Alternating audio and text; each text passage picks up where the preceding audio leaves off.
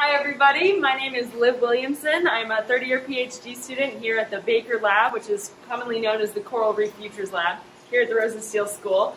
And we study coral reefs and how they might adapt or acclimatize to better survive climate change. To just start out, corals are animals. They're related to jellyfish and anemones in the phylum Cnidarians.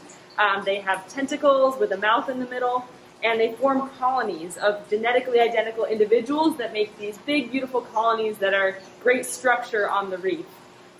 They also calcify, so they take calcium and carbonate from the water and make skeletons, which is what you see basically when you see a coral. It looks like a rock or a tree. It's making a skeleton out of calcium carbonate. And then it also has algae that live in its tissues in a symbiotic relationship. Those algae are very sensitive to environmental conditions and can actually cause the coral to bleach if environmental conditions get too stressful.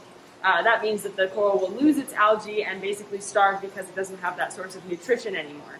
So what we're studying here in this lab is how can we help corals adapt more quickly in the face of climate change, keep them from bleaching, keep them from being stressed out by these conditions, and basically help find intervention strategies to increase their resilience in the face of these changes.